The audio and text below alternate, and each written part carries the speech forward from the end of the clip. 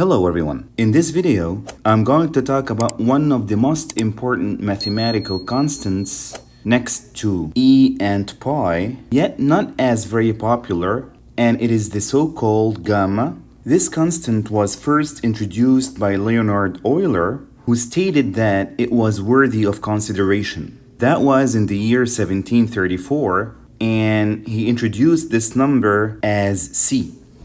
Later on, the Italian mathematician Euler-Mascheroni also introduced it in the year 1790 as capital A. He calculated this number up to 32 decimal digits, but it turned out that only 19 digits were correct. So it is unknown who gave this number the symbol gamma.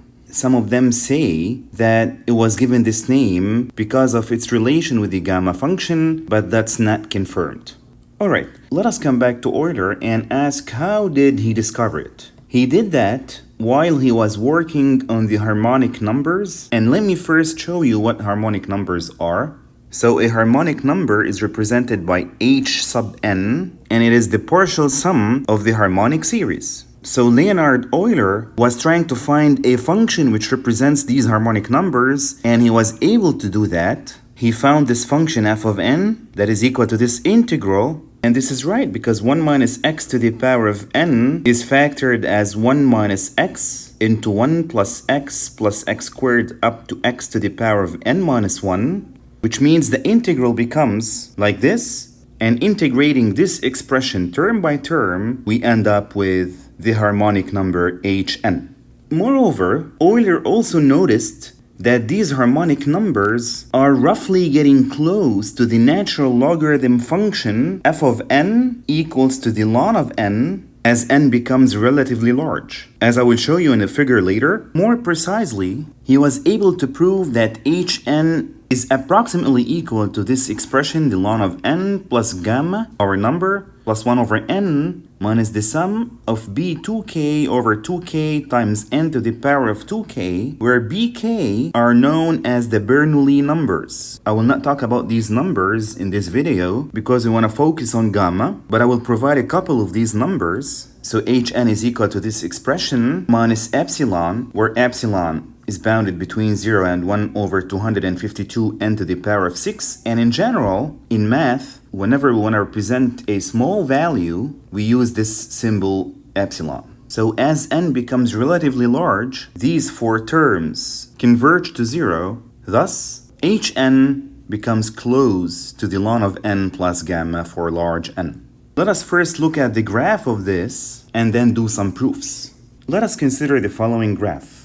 This is the curve of ln of x, and these points correspond to hn. For example, the first point represents h1, which is 1. The second point represents h2, which is 1 plus half, and that is 3 over 2. The third point represents h3, that is 1 plus half plus 1/3, and so on. Let us now find the difference between hn and the ln of n. This distance is 1 minus 0, that is 1. This distance is h2 minus the ln of 2. It's approximately equal to 0.81. This distance is h3 minus the ln of 3, which is approximately equal to 0.73, and so on. If we keep going up with this difference, we'll notice that when m becomes large, this difference starts approaching our gamma. This tells us that gamma is the limit of the following difference. In other words, the sequence whose expression is this is convergent, and it converges to gamma.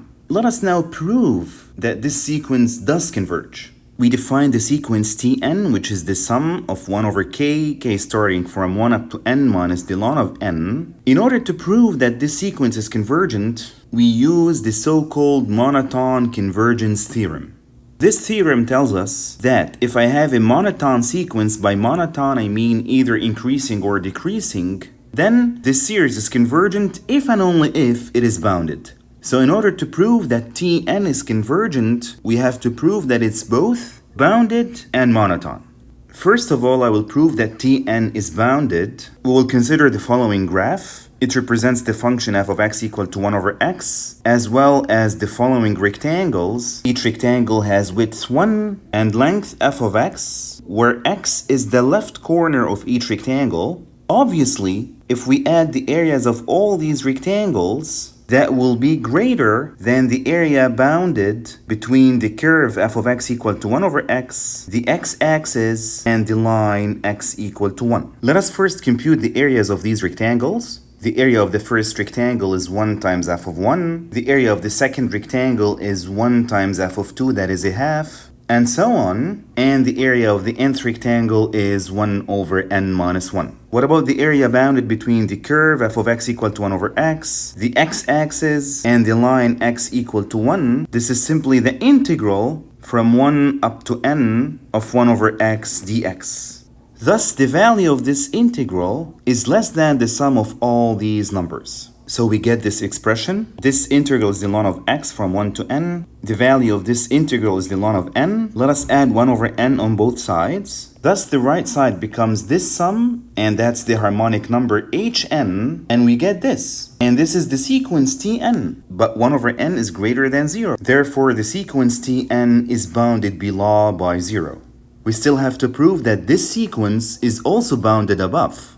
To do that, we come back to our figure, but now we consider the rectangles whose lengths are represented by f of x, which we get from the right corner of each rectangle. Thus, if we add the areas of these rectangles, we will end up with a value less than the area bounded between this curve, x equal to 1, and the x-axis. Again, we first calculate the areas of these rectangles. So the integral of 1 over x from 1 to n is now greater than the sum of these numbers. Again, we apply the integral, and now I will add 1 on both sides. We again obtain hn at the right side, and this means that tn is less than 1 for all n greater or equal to 2. Thus, tn is bounded from above.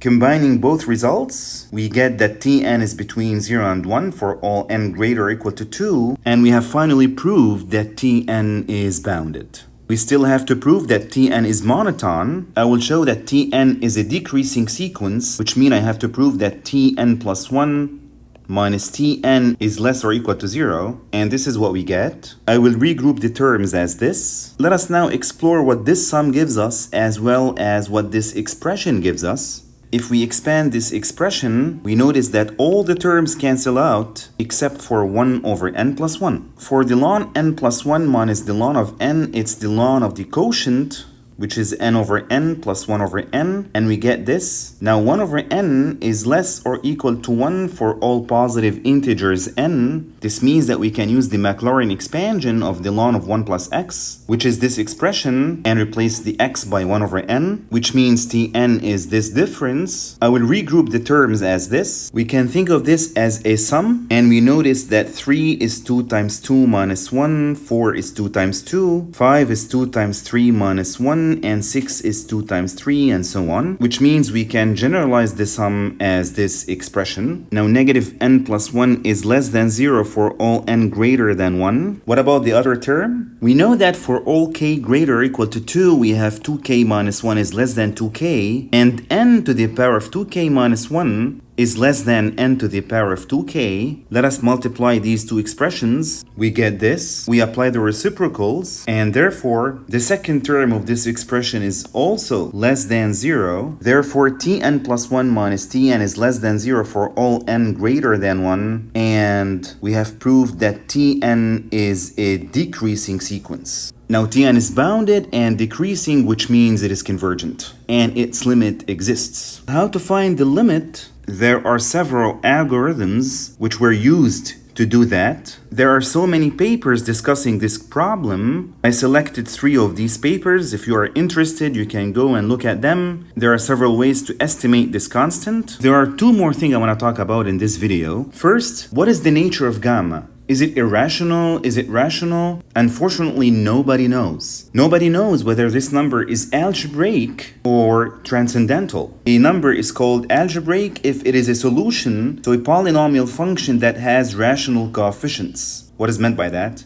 For example, x squared minus 2 is equal to 0 gives us x equals to plus or minus the square root of 2. This means that plus or minus square root of 2 are solutions for this polynomial whose coefficients are rational numbers. I'm talking about 1 and 2. This means that both minus square root of 2 and plus square root of 2 are algebraic numbers. Thus, an algebraic number could be irrational or rational or anything. It doesn't have to be rational. But in general, irrational numbers are divided into two parts: algebraic numbers and the others which cannot be represented as solutions for polynomials whose coefficients are rational numbers are called transcendental numbers. E and pi are two examples for transcendental numbers, and in general it's super difficult to prove that a number is transcendental or not. But E and pi were proved that they are transcendental. Maybe I will show you the proof in a later video. But for gamma, nobody was able to prove whether it's algebraic or transcendental. It is even not proven to be irrational. Does this mean that it could be rational? Nobody knows. There is a proof that says if it happens that gamma is rational, then of course it'll be represented as a fraction p over q, where q is an integer greater than 10 to the power 242,080. And you can see how difficult this problem is. How many decimal digits have been calculated so far?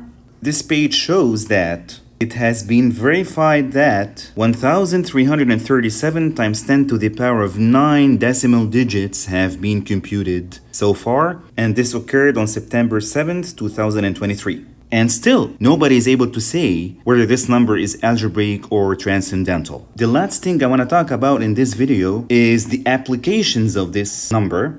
There are so many of them which I cannot include all in this video. I just selected a couple. This is the first relation that exists between our constant gamma and the so-called gamma function. This is the definition of the gamma function. It's the integral from 0 to infinity of t to the power of z minus 1 times e to the negative t dt, where z is a complex number whose real part is positive. Another important formula for the gamma function is this. For example, gamma of 3 is equal to 2 factorial, and so on. This is another relation which exists between the constant gamma and the function gamma as well. By the way, this is the uppercase gamma and this is the lowercase gamma. Another relation is with this function. This is called the digamma function. It is the logarithmic derivative of the ln of gamma z, and that's equal to gamma prime of z over gamma z. If we calculate gamma of 1, we get this. And gamma of 1 is 1 minus 1 factorial as we defined, that is 0 factorial, which is 1. And surprisingly, we end up with gamma prime of 1, which is equal to the negative of gamma. That's another relation which exists between gamma and this function. It is called the Riemann zeta function, and it looks like this. These are other integral representations for this number, as well as its representation as a continued fraction. It also appears in several areas as the quantum information theory, the quantum field theory, and so many more. This is a little about our constant gamma. I hope you found this video useful. Thank you for watching, and see you soon.